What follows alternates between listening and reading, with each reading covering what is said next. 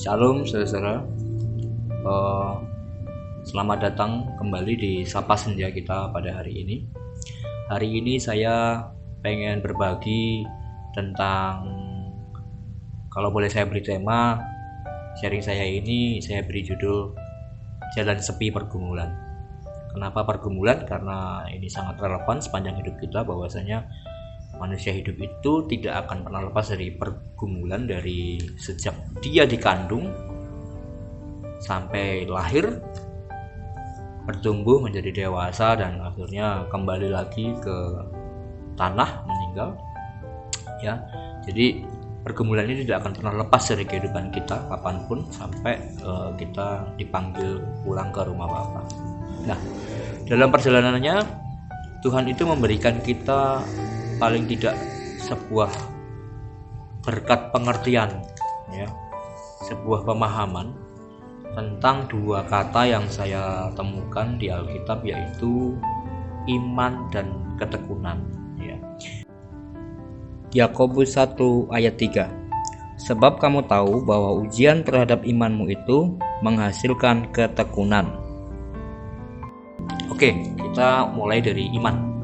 Iman itu definisinya diantaranya adalah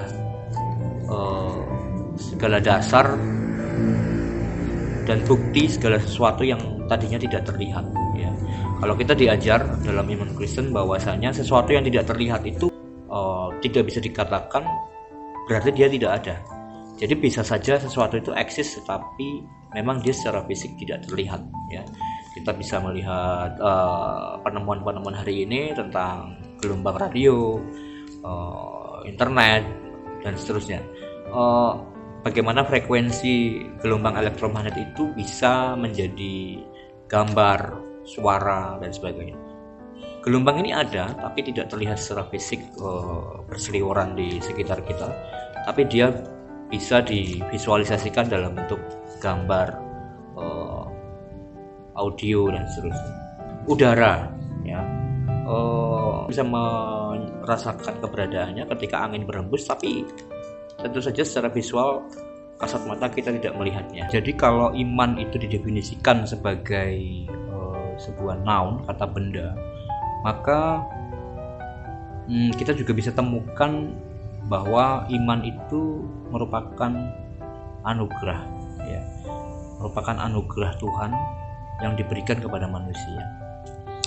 Tentu saja ada maksud, ya, ada maksud sehubungan dengan tadi judul bahwa jalan sepi pergumulan setiap masing-masing orang itu, kita diberikan sebuah bekal, ya, sebuah arahan, atau kalau boleh saya tegaskan bahwasanya iman itu diberikan sebagai acuan pola pikir kita yang harusnya itu bertumbuh, ya.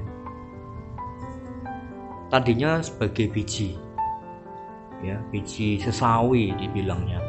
Nah, biji yang tadinya kelihatan sepele, kelihatan sangat sederhana, dan bahkan mungkin bisa dibilang tidak punya nilai arti, ya, tapi ternyata dia ketika diberikan kondisi yang tepat, diberikan lingkungan yang tepat, diberikan air, diberikan kelembaban yang tepat, diberikan tanah yang subur, diberikan pupuk, dan seterusnya,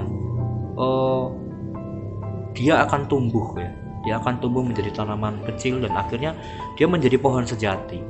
Nah, pohon sejati ini tentu saja diceritakan bahkan burung-burung pun membangun sarang untuk dia bernaung, ya, bernaung, mengumpulkan makanan, memiliki pasangan, terus berkembang biak, mempunyai anak-anak burung yang lain. Artinya dia berkontribusi menjadi sebuah pohon untuk kehidupan yang lain. Artinya dia memberi hidup, ya, memberi hidup, begitu singkatnya, ya. Tadi kalau ibarat bangunan, mungkin tadinya sebuah bangunan itu kan tidak langsung ada, ya, saudara. Gedung tinggi pencakar langit dan sebagainya, rumah kita itu kan tadinya adanya di mana? Sebelum dia menjadi sebuah tampilan fisik yang bisa kita lihat, bisa kita raba, bisa kita tempati sebagai tempat bernaung, itu tadinya nggak ada. Seperti itulah iman. Definisi atau aplikasi sederhananya itu menurut saya seperti itu.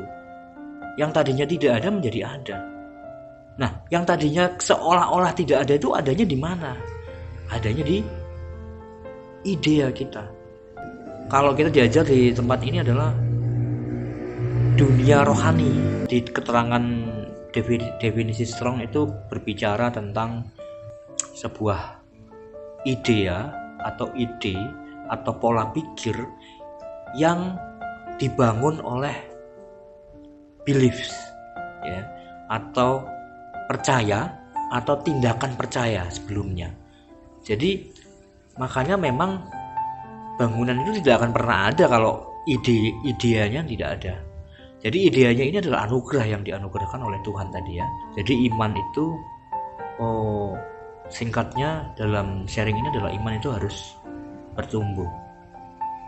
Dia harus menjadi sesuatu. Nah, bagaimana dalam kita menghadapi pergumulan itu iman itu harus bertumbuh ya. Diberikan tanah yang baik, yang subur, diberikan pupuk yang tepat, diberikan air yang cukup. Itu bagaimana caranya? Nah, disinilah sebuah proses ditambahkan, yaitu ketekunan. Matius 13 ayat 32. Memang biji itu yang paling kecil dari segala jenis benih, tetapi apabila sudah tumbuh, sesawi itu lebih besar daripada sayuran yang lain, bahkan menjadi pohon, sehingga burung-burung di udara datang bersarang pada cabang-cabangnya.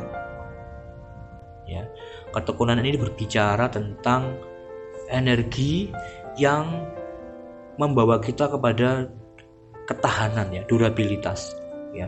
Dari ketekunan itu kita bisa mendapatkan iman kita bertumbuh ya. Kalau kita punya iman, hanya punya ide, hanya punya kerangka pikir saja di awal, basic begitu ya, terus tanpa ada tindakan atau secara terus menerus ya, yang disebut tekun itu tadi, maka iman tidak akan bertumbuh. Ya, ibarat kata dia tidak akan mendapat makanan yang cukup, tidak akan bertumbuh menjadi besar, tidak akan menjadi dewasa. Dan tentu saja untuk iman yang mempunyai dampak, haruslah ia menjadi iman yang dewasa ya. Kedewasaan ini bisa berbicara banyak hal ya, tentang bagaimana seseorang itu bisa menjadi role model ya. Jadi menjadi orang Kristen itu kalau imannya bertumbuh, berarti artinya kedewasaannya juga bertumbuh. Kedewasaan bertumbuh itu bisa ditandai dia bisa menjadi role model atau contoh atau teladan ya, itu salah satunya. Jadi kesimpulannya adalah dalam kehidupan kita tidak akan pernah lepas yang namanya pergumulan ya. Jalan sepi pergumulan itu artinya masing-masing orang punya cerita dan perjalanannya sendiri-sendiri. Jadi masing-masing punya cerita. Untuk menghadapinya, Tuhan itu menganugerahkan kepada kita iman. Nah, iman tadi seharusnya dia bertumbuh. Kita harus punya pola pikir bahwa Tuhan sudah mengubah hidup saya, maka saya melakukan sesuatu dengan tujuan saya pengen mengubah sebuah kehidupan,